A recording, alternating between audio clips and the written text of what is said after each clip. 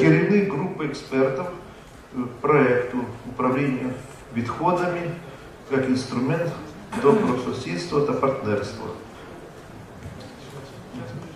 Okej, först av all, извините, пожалуйста, я говорю на английском языке, потому что это легче для меня. First of all, I'd like to thank the organisers for inviting me today to this very prestigious event. It's very much appreciated, and it's a great honour for the project to be here.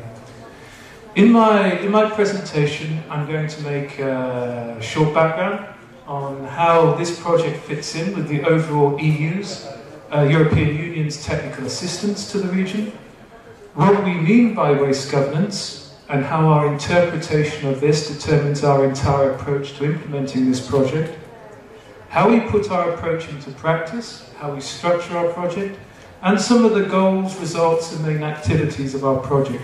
This is a regional project. It works in all the 7 countries of the so-called ENPI, Eastern region. That's Russia, Ukraine, Moldova, Belarus, and the 3 Caucasus countries. And it is going to be impossible for me to make a thorough presentation of what we've been up to over the last 3 years on this project. But I want to get across a very, very important point. And that is this, is that waste management must not be seen purely in technical terms. Yes, the techniques of waste management are extremely important, but for these technical solutions to be implemented and sustainable, you need a much wider approach, such as the political system in place, the economic system in place, the institutional aspects in place, and most importantly of all, you need the mentality of the people to support the technical solutions that you are proposing. So, what do we mean? How does the EU view this part of the world? Well, the EU structures its assistance to the countries of the former Soviet Union of the ENPI Eastern region under its instrument called the ENPI East Instrument. From 2007 to 2013, the EU is committing somewhere in the region of about 12 billion euros to assist these countries in their various reforms and modernizations of all their sectors, not just the environment, but the economic sectors, the financial sectors, and so on. And the environmental agenda is considered to be an extremely important part of the EU's overall strategy for this part of the world. So these are some of the projects which currently, the regional projects which the EU are currently implementing. These are regional projects because they are taking place in many countries at the same time. You can see the top project there, which is the Waste Governance Project. There's a project there on standardizing environmental monitoring systems and modernizing environmental monitoring systems. That's being implemented by the European Environment Agency. You can see here there is Air Quality Governance Project. This is currently being implemented to improve technological processes and to reduce air emissions. Then you have something called PPRD East, which is all about the prevention and the anticipation of environmental disasters in this part of the world and how to build capacity accordingly. We also have improving capacity to eliminate obsolete pesticides. This is another big regional project which is currently started and is being implemented by the Food and Agricultural Organization. And the other project there is the environmental protection of international river basins, which started earlier this year as well. So the EU is very, very active in terms of the support that it provides to the region in terms of the environmental sector. Waste governance, this is an important part, this project is an important part of the EU's 2008 Regional Action Programme. It was developed after extensive consultation with the partner countries, and it seeks, its primary purpose is to address the resulting pollution and the impacts to human health and the environment by helping to improve the data on the types and quantities of waste disposed of at this moment throughout these countries to the environment, improving strategic planning for addressing waste management problems, and helping to develop solutions for improving the coordination of national and international resources to address waste management problems. Now this then comes, the title of my presentation, or the title of this project, is Waste Governance ENPI East. Well, this then begs the question, well, what on earth is waste governance? It cannot be waste management, or cannot be solely waste management, because otherwise it would be called a waste management project. But it's not. It's called a waste governance project. And this means basically that this project is not so much a question of what we do, but how we do it. And it means that we have to, in implementing this project, there are some fundamental principles that we need to bear in mind, which are so-called good governance principles. These principles are on the basis of openness, participation, accountability, effectiveness, and coherence. And these principles form the foundation for the way in which we implement this project. What do these mean in more detail?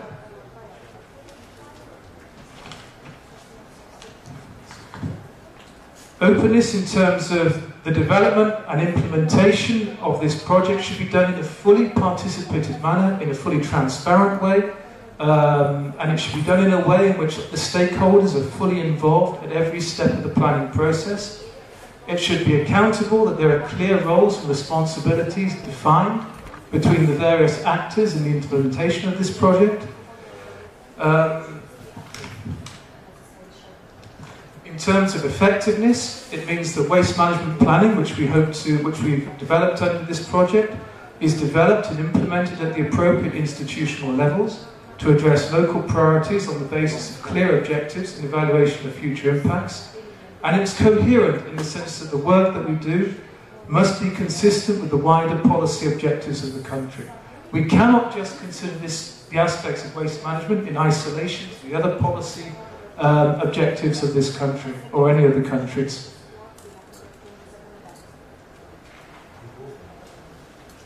So this has a number of implications for the way this project is implemented. It is process-driven. It is not the results that we produce, but how we achieve them that is important. This implies that the project must be bottom-up driven wherever appropriate.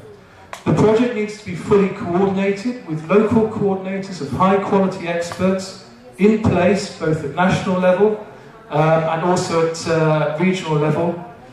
At national level, we form so-called consultative groups. These consultative groups are a mix of stakeholders, both from the ministries, from NGOs, and from other key actors, which have an interest in the implementation of national waste management policy, particularly at local level.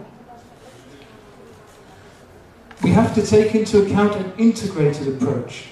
And as I said to you before, whilst this recognises that there is a significant technical component to the implementation of these projects, it also says that if our technical solutions are to be sustainable, it cannot be considered in isolation of the wider social, economic, and institutional frameworks which exist within these countries. Another key important point in order to make this project implementation successful is involve the NGOs. NGOs are traditionally very close to the people, use their energy and commitment as an important interface. The project works extensively with the NGO community in liaising with the general population in order to get across many of our ideas and our theories in terms of how we can improve waste management at the local level. Now, what does all this mean in practice? Well, how is the project structured? Well, as I said, the project is structured. We have a regional element to the project. We have a regional steering committee, which is composed of stakeholders from each of the 7 countries at quite a high political level.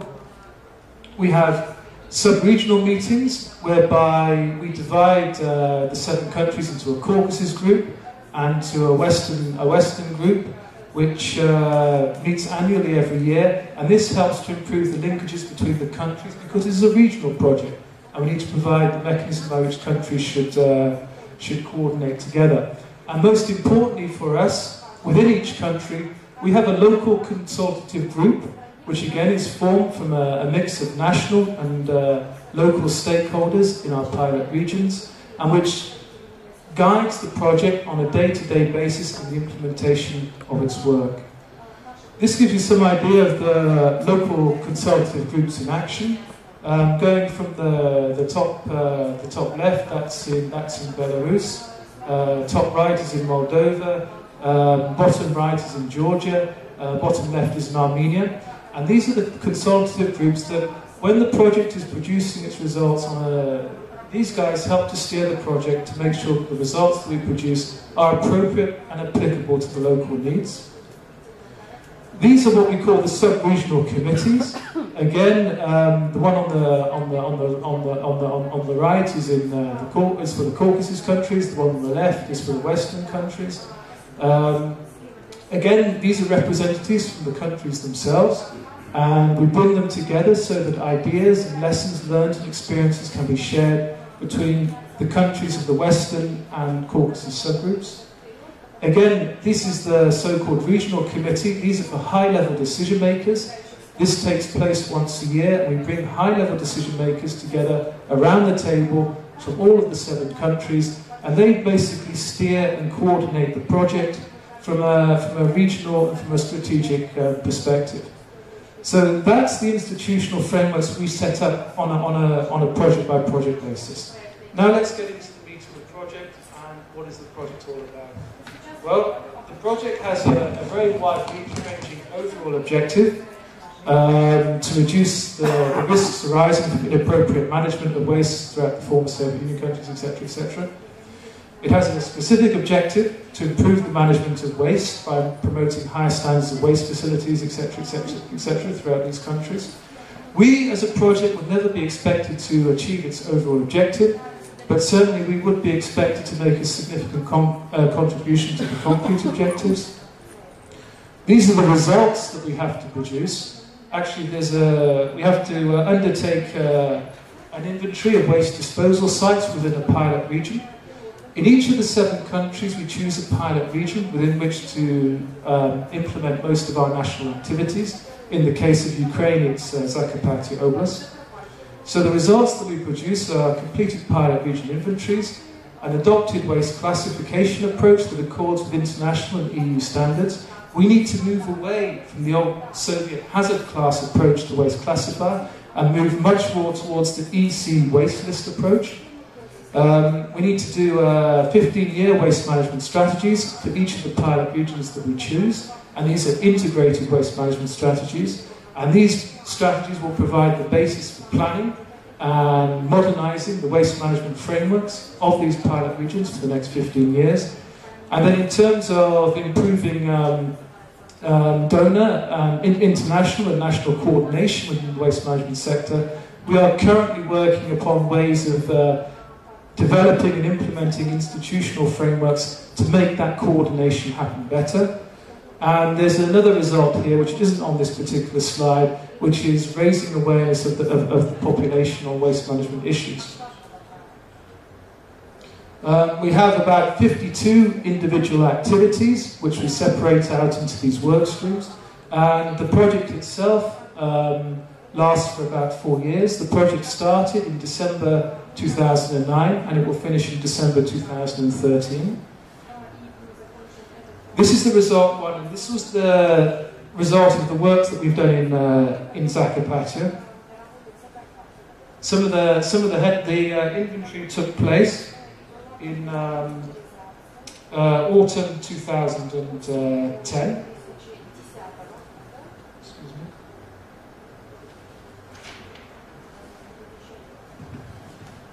We went through the entire Zakarpattia region, and we went and visited and inventorized some of the dump sites there. So we came up with the fact that there are about 295 dump sites. Only 115 of these have any sort of passport system. The rest are all illegal. These dump sites occupy about 199,000 hectares, and there's about 255,000 meters cubed of municipal solid waste disposed at these dump sites. Of the 9 landfills that exist in Zakarpattia, over 7,000 million meters cubed of waste is disposed at these dump sites, and all but one of these dump sites does not comply with current sanitary and environmental standards. That's quite typical of what some of these dump sites look like. This is the standard way in which waste is currently disposed of in Zakarpattia. As you can see, this is a bit of a disaster for the region because this is a very touristy region, and the last thing that tourists want to see is this sort of thing. But this is the standard way in which waste is managed in the former Soviet Union countries. We had a very interesting talk about pyrolysis and the incineration of waste and so on, but we're not even on the waste management hierarchy. This waste is just dumped. It's not managed. We need to actually get on to the lowest rungs of the EU waste management hierarchy and start to get our waste managed, landfilled properly, and then think about recycling, and then think about the more advanced technologies. Again, other examples of these dump sites in Zakarpattia. Again, this is quite typical. Part of the process was to map and log all the characteristics of these dump sites onto a GIS map. This GIS map is currently held by the Environmental Department of the Overseas Administration. The aim for the project in terms of realisation, in terms of future implementation, is to attract financing from the international community to actually clean up these dump sites. Just to show that this is by no means typical of Zakarpattia, this is what happens in Georgia. Again, exactly the same sort of thing. Most of the waste is just dumped. A lot of the waste is simply dumped off to ravines, and you can imagine when the rain comes, the ravines, the flood waters take a lot of these wastes and wash them into the river. Again, this is quite typical of Georgian practice as well. This is Armenia. Again, you're looking at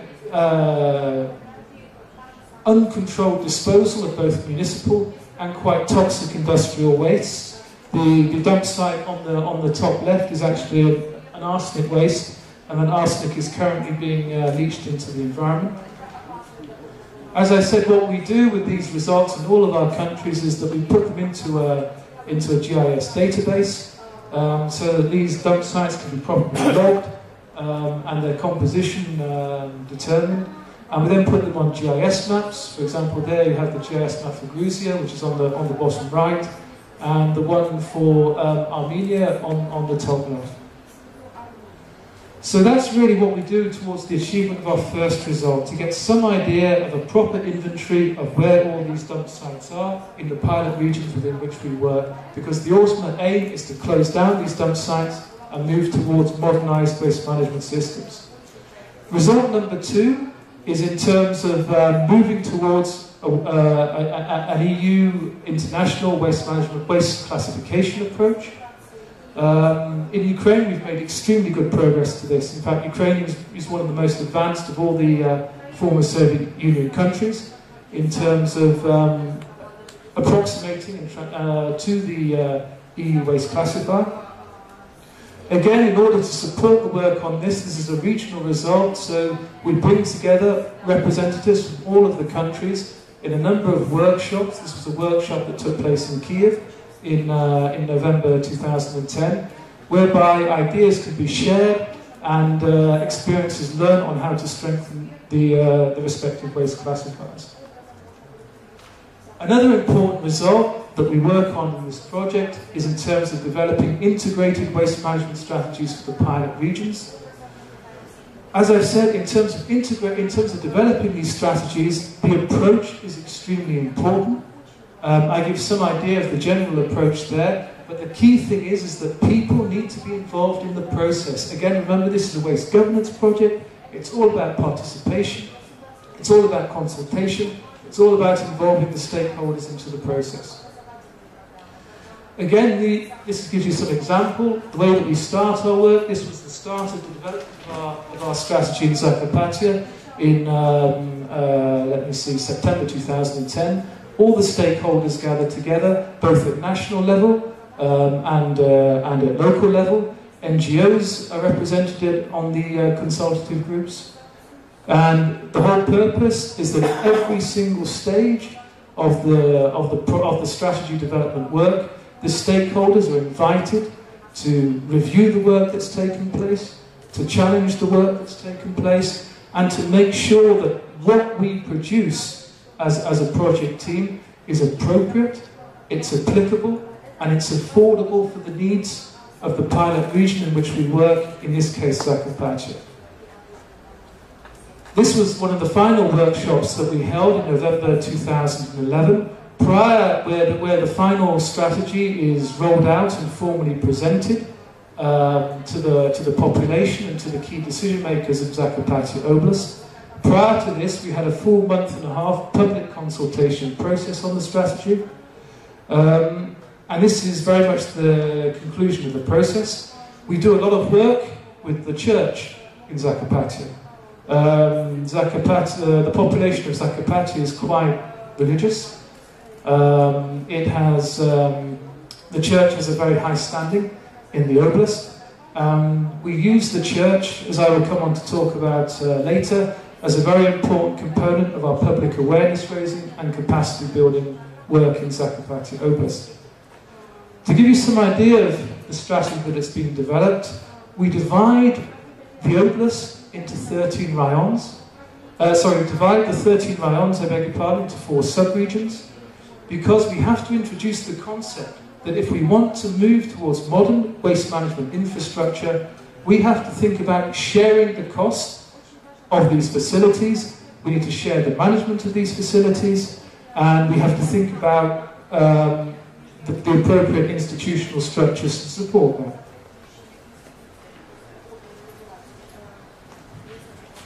In essence, the strategy consists of constructing 4 regional landfills in Uzhgorod, Mukachevo, Vinograd and Tyakiv regions, construction of 2 transfer stations in Mizhgorod and Rahiv Rayon.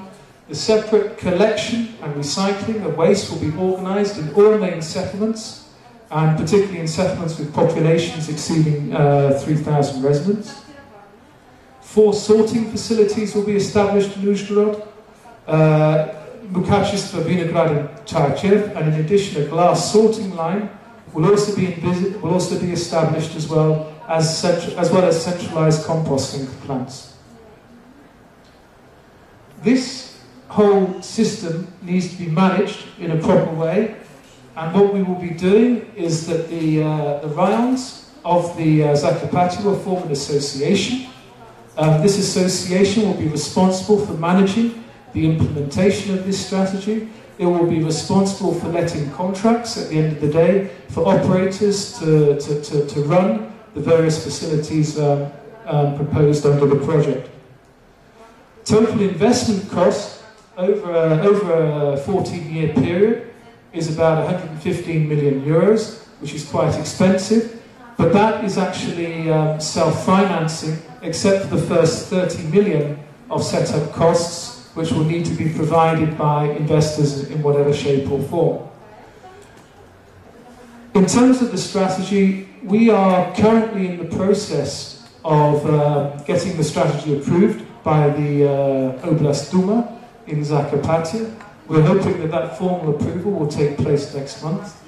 Then we will be forming a coordination group in Kiev, composing stakeholders both from the international donor community, the international financing organizations, as well as the ministries in Kiev and the key stakeholders in Zakarpattia. And that coordinating group will then be responsible for attracting the financing for implementing the strategy. The European Investment Bank has already agreed to provide a substantial part of the financing to be provided under this project, and it needs just some further support in terms of TA funds from the donors. A couple of slides here to show how the public consultation process has been very important for us. This is the public consultation on the draft strategy that takes place in Moldova, and this is with the general public and the NGOs. They are invited. We do a special roadshow. We go around the various towns within the pilot region that we work. We present our strategy, and the general public has a chance to provide its opinions on the strategy. So again, it's this democratic approach, this consultative approach, this participative approach to this level of decision making. And again, these are another examples of the final outreach workshop whereby high-level political decision makers are brought together to give their authority and support to the strategy that the project has developed. This is currently the result that we're working on at the moment, which is something called Dablas platform. Basically, in the Black Sea region and in the Danube region, there is an institutional structure created called Dablas. The function of this Dablas structure is to try and attract investment support, investment funds from the international community at large to improve water management in the Black Sea and Danube regions. We are currently working on establishing or seeing whether it would be feasible to establish a similar structure to support waste management modernisation throughout all of the 7 partner countries that we are working on. We've currently undertaken our analysis and we're currently generating options by which we will then go again to stakeholder consultation to see which of these options are the most appropriate for us in terms of strengthening the waste management frameworks. Last but by no means least, and for me this is probably the most important part of the project, this is all about building capacity and building awareness in the general public and other stakeholders with a view to trying to change mentality. As I've said before, it's pointless trying to introduce advanced technologies or whatever if the population does not support these measures, because ultimately they are going to be the ones that pay for it. To give you some example of in Zakarpattia we use 2 major channels for this work. We use children and school teachers, and we use, as I said, the church. In terms of building capacity, we've developed training manuals for teachers in Zakarpattia Oblast, and over 250 teachers have been trained up on modern waste management concepts and principles, with a view therefore to then teaching the children much of what is needed for a sustainable waste management system. In Zakarpattia we do a lot of work with the church. We have produced an environmental prayer book, which again is something that has proved extremely popular in Zakarpattia. Again, this was the launch of the prayer book, and as I said, the church in this particular context has a lot of credibility with the population of Zakarpattia, and we are able to work with the church to get across the message of important waste management and important environmental management. Here we are, we're working with some of the priests and then some of the small dioceses and small churches which exist without Zakarpattia Oblast, where these clergy are then taught about the benefits of strong environmental management, the benefits of strong and sustainable waste management, and they then use these concepts and work them into sermons and work with the population on this. In other countries, for example, we've developed the one on the left is the teacher's training manual, which we've developed in Belarus and Russian. Again, we work a lot with the NGOs, and we've developed manuals in terms of how to develop and implement public awareness campaigns on improved waste management. Again, this is us in Moldova and Belarus. In Moldova on the left, in Belarus on the right, working with the NGOs, working with civil society on how to develop and implement effective campaigns on strengthening waste management within the regions. Again, this is public awareness raising activities. On the 10th of May last year, sorry, 10th of April last year, we had a Day of Waste in Zakarpattia. The Day of Waste started with a major sermon in the Greek Catholic Church in Uzhgorod. We work an awful lot with children, as I said, in Zakarpattia. This was a poster competition, and you can see the winners there with the winning competition on how to improve waste management and the ideas for improving waste management, as well as the recycling of wastes. And that was a children's competition which we held. This is called Operation Crab.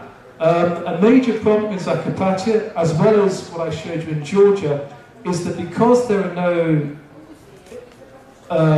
sanitary landfills, a lot of the waste, a lot of the plastic bottles are washed off these dump sites and into the rivers. And on this one particular day, we collected somewhere in the region of about 5 tons of waste.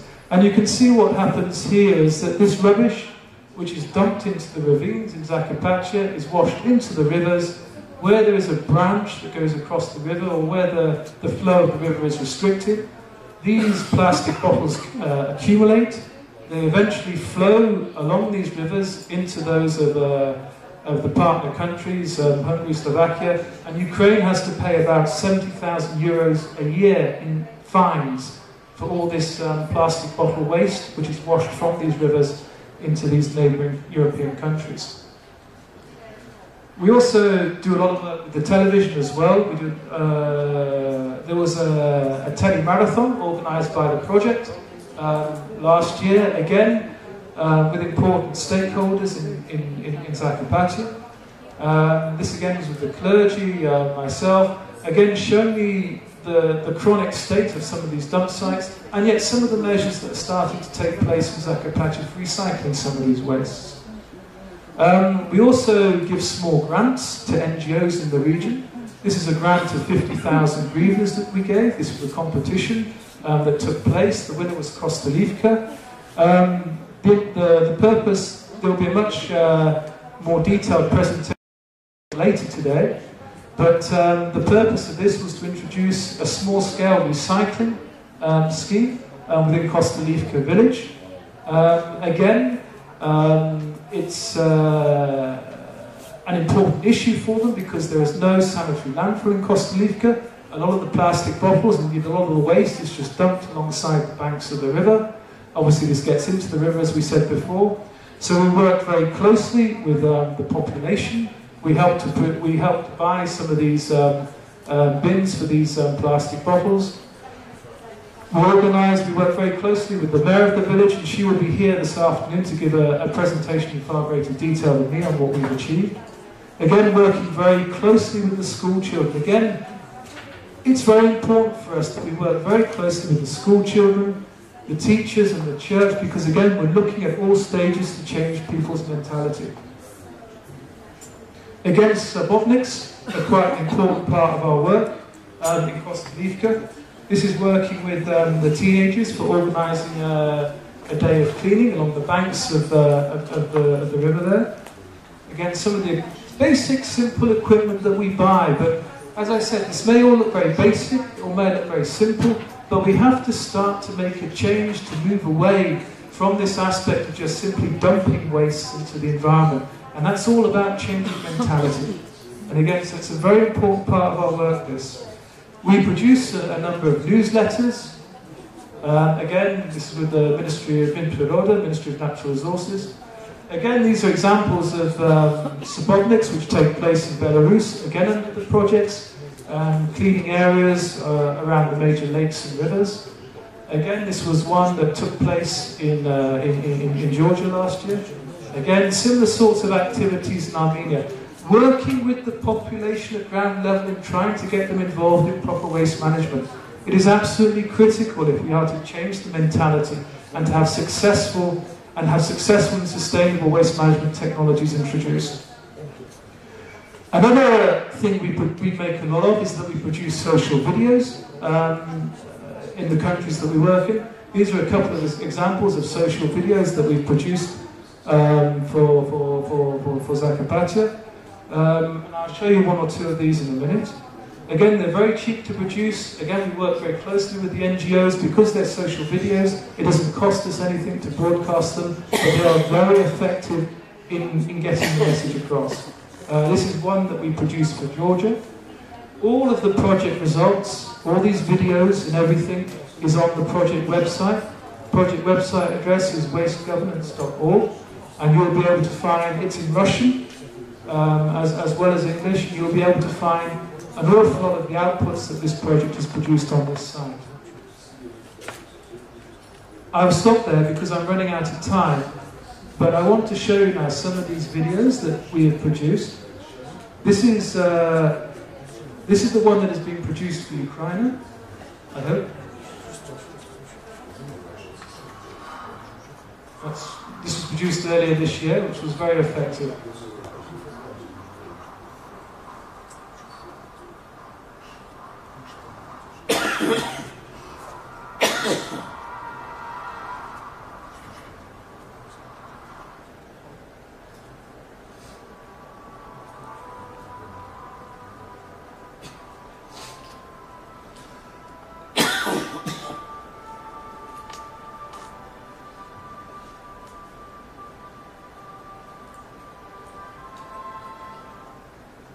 These are very cheap to make, they don't cost anything for us to broadcast, and yet they're very effective.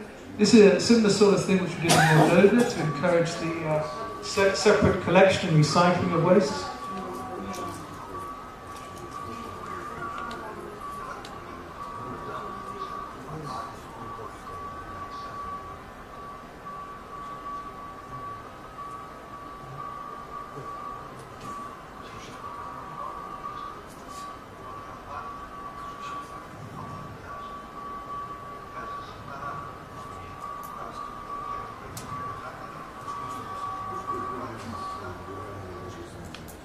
Okay, last one, just to give you a taste of what we produce in the Caucasus countries in this field. And this is the one that we did for Georgia. That's actually the Minister of Environment, or was. These are all quite famous Georgian celebrities.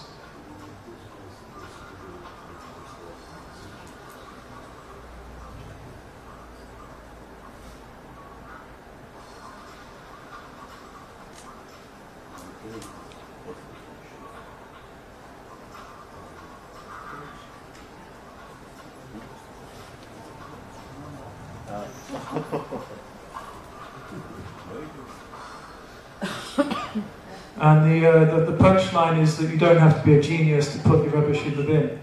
So that's the sort of thing we produce in terms of the videos to support much of our public awareness campaigns. That's it from me. Not a technical presentation. And it's deliberately not been a technical presentation. I've deliberately not gone into all the technical, the technologies that we have proposed and hope to implement through our strategies, for example, because I want to get across to you that waste management is much more than just technical. It is much more than just technologies. If we're to develop sustainable, implementable waste management systems which can be sustained for the years to come, we have to think on a much wider area. We have to think in economic terms, social terms. We need to change the mentality of the people. We need to bring the people into the process. And strong public awareness campaigns are very important, as is strong capacity building very important. And that really is the message that I'd like to leave you with on this presentation. So, thank you very much.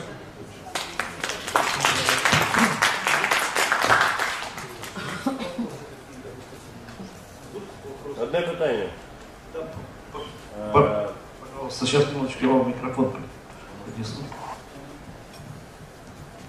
Перевод будет? Да. В принципе, видео последнее особенно качественное. Можно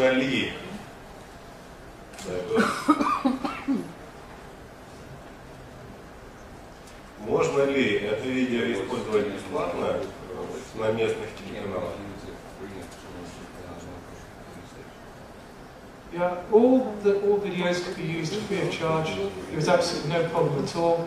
Copyright of all these videos rests with the European Union, but the European Union is very relaxed about using these sorts of videos. Где его можно взять? Sorry, еще раз. Где его можно взять?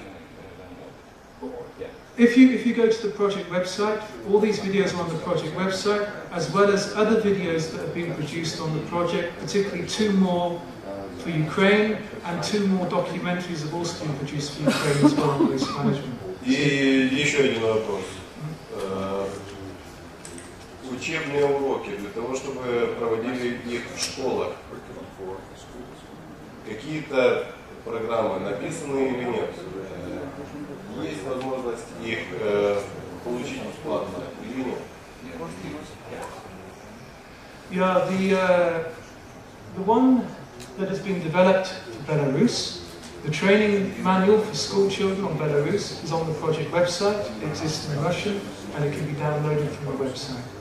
The one that we have produced for Ukraine is actually not on the website, but I can certainly give it to you if you give me your contact details. So again, feel free to use all these materials. Запишите телефон, запишите. 067 Thanks. 32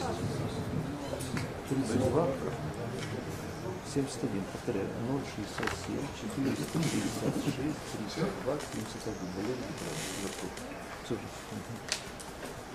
І ще питання, будь ласка. Хвилиночку.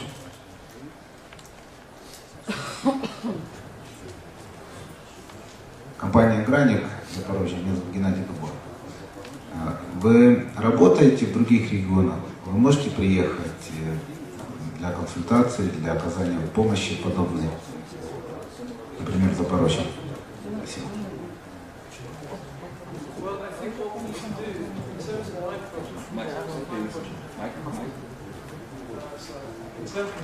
In terms of my project, no, we don't really have the resources to do that. But what I am prepared to do, again, if you give me your contact details, is to write an application for you for funds to be made available from the EU so that you can hire your own consultants for them to repeat exactly what has taken place in Zakopane into your own particular oblast.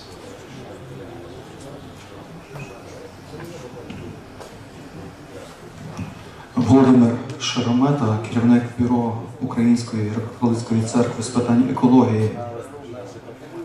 Ви частіше згадували роль церкви як допоміжної сили. І я саме бачив греко-католицьких єпископів, священників.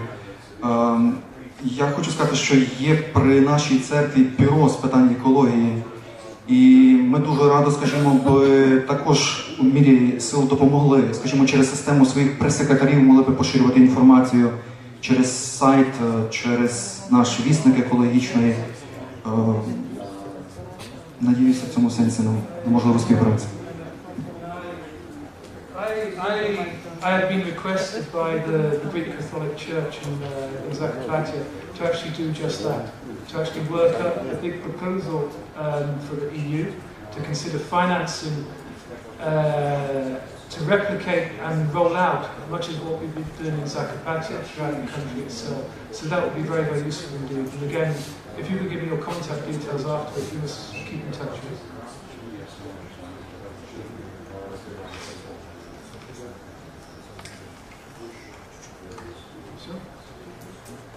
Мабуть, достатньо питань. Ми по часу трохи не встигаємо наших. Подякуємо нашого слухача.